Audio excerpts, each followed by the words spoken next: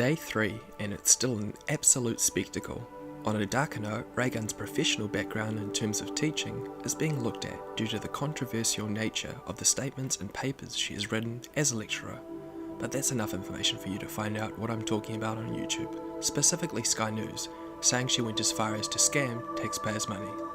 Their words, not mine. But enough on that, let's look at all the covers and reactions, some that were previously clipped in my last video. The full videos are all linked below if you'd like to check them out. Enjoy and have a great day. So have you done breakdancing before? You haven't. Have you done any sort of dancing? No. Do you have a passport? You do? Okay. Is it an Australian passport? It is. All right, sweet. I was worried for a second there. You're in. Yeah, no, but stop doing whatever that is. I don't need a demonstration. You're in. Yep. No, I'll see you in Paris. Yeah, how exciting. Yeah, call the family. All right, we'll see you there. This one is one of my favourites.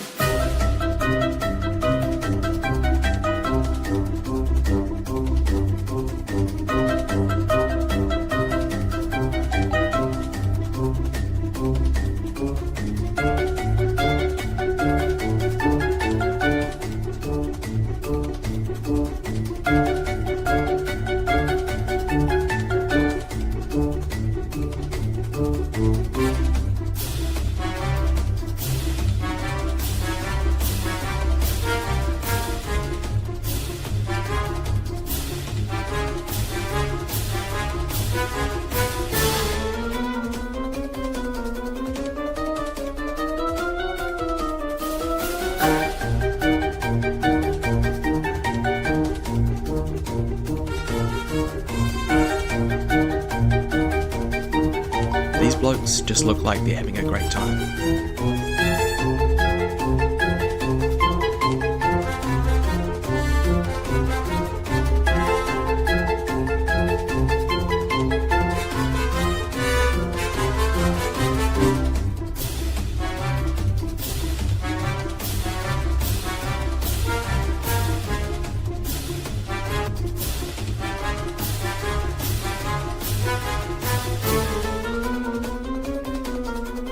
That dog has talent. Sign it up quickly, Australia.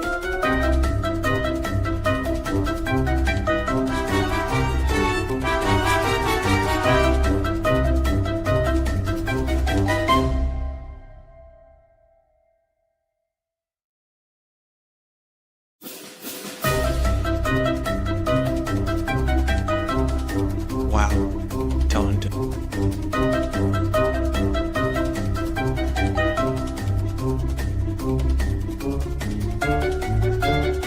This dude is on point. The spinning is riveting.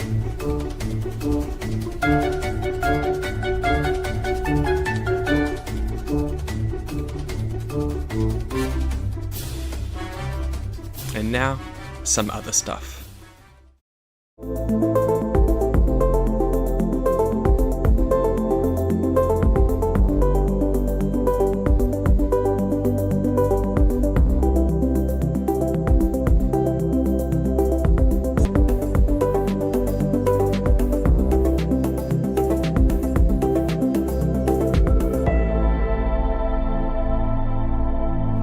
With the fallout, wow.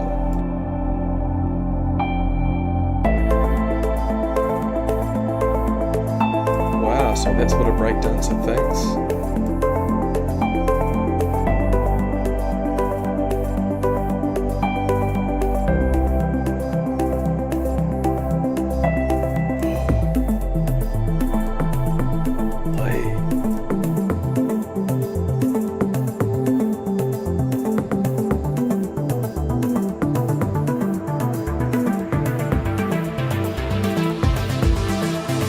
Right, that's a beef surely. These two need to settle it in the cage, right? Breakdancing, Lee and Raygun.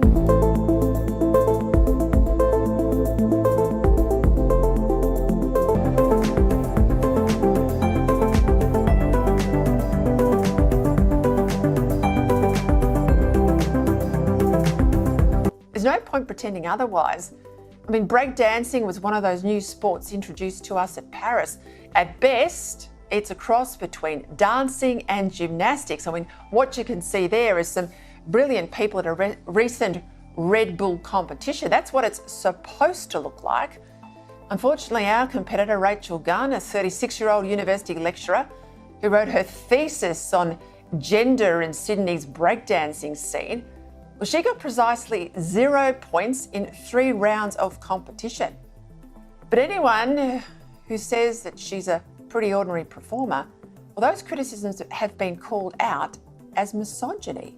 Now, come on, if we want to compete, female or male even, you've got to accept the umpire's decision and the views of those who watch what you do. It's going to go right back up to a freeze. Snoop Dogg is...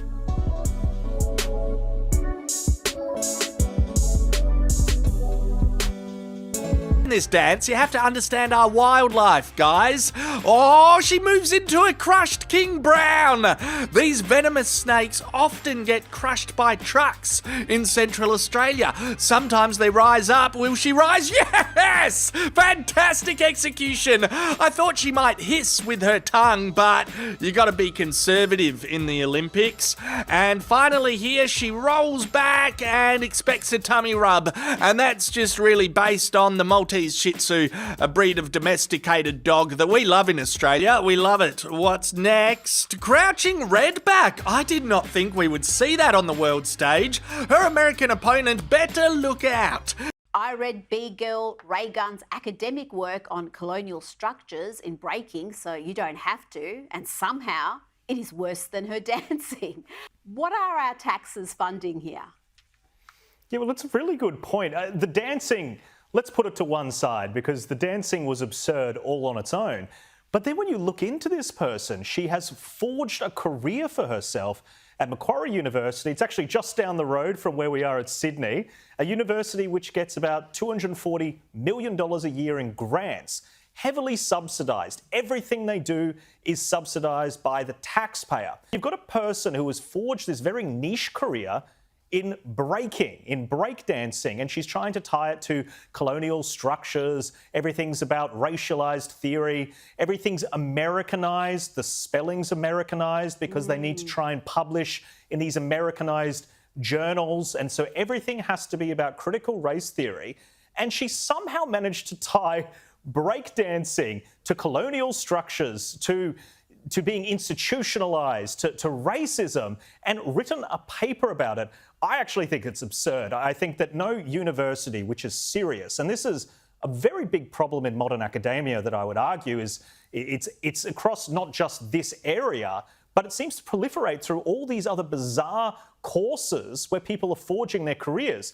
Now, I don't think the taxpayer should fund any of this. So putting the dancing to one side, you know, whether or not she should have been allowed to go on the trip, whether we should have paid for an all-expense-paid trip to Paris, put all that to one side. Here is a person who has forged a career turning the most ridiculous ideas into some kind of scholastic pursuit. Her illustrious international career for Australia with a bronze. The Opals beat Belgium in the third-place playoff to send the 5-time Olympian out on a high. It's the first time the Aussie women have graced the podium since London in 2012. This is overshadowed Jackson by Raygun. has now won a medal in every one of her Olympic appearances. Today was definitely emotional for a lot of us, and this is when our whole team dug deep, and you know, we all wanted it really bad. It's been a long time coming, and it was so sweet to get it tonight. 2 more medals came at the Velodrome. Matt Richardson and Matt Glaitzer won silver and bronze respectively in the Kieran. It's Australia's best track cycling campaign since Athens in 2004. And then there's Anna Mears. Anna's an Australian ex-Olympic cyclist, and she's the chief demission for the Paris Olympics. Now, a demission, if I'm pronouncing that right, is like the boss of a sports team competing in an international event. And this is what she had to say. What I can say is that I love Rachel, and I think that what has occurred on social media with trolls and keyboard warriors and taking those comments and giving them airtime has been really disappointing. What do you mean, trolls? People are allowed to have opinions. People saw a woman dancing like a spastic at the Olympics. They're going to give her shit. They're going to tease her. They're going to make fun of her. I mean, what if she blitzed it? What if she won gold? Would you be whinging about the comments then? I mean, Fucking hell, give us a break. We paid for her to be there. We'll point and laugh if we want. If you don't know Rachel's story, in 2008, she was locked in a room crying, being involved in a male-dominated sport as the only woman, and it took great courage for her to continue on and fight for her opportunity to participate in a sport that she loved, and that got her to winning the Olympic qualifying event to be here in Paris. Whoa, whoa, whoa. I think we need to unpack that just a little bit. What do you mean she was locked in a room crying in 2008? Did somebody lock her in a room? Did all the men of breakdancing get together and lock her in a room? Or did she lock herself in a room? Did she face a little bit of adversity? I mean, hell, like I said before, you can just see it now. This is going to turn into a misogyny ruined my dream story. There's going to be articles, there's going to be TED Talks, there's going to be Christ knows what, but we're never going to hear the end of it. Off. She cried 16 years ago, so you can't give her shit. What the f*** are you talking about? She is the best breakdancer female that we have for Australia. Okay, fair enough. We just don't have very good breakdancers then. I mean, I kind of doubt that though. Like, I bet there's some gun chick breakdancer, some like Polynesian or Japanese kid, and they just didn't know they could go to the Olympics. Look, at the end of the day, I don't really care. I got a laugh out of it. The world got a laugh out of it. Everyone's happy. Don't beat yourself up. Just don't turn it into a victim story. I know you're probably going to do that, but just resist the temptation. Raygun is breaking her silence over the criticism of her Olympic routine after the Australian breakdancer, whose real name is Rachel Gunn, raised eyebrows for her performance at the Paris 2024 Olympics. She's now pushing back on the hate, explaining the reason behind her performance in a press conference per ESPN. Quote, "I was never going to beat these girls on what they do best, their power moves. What I bring is creativity."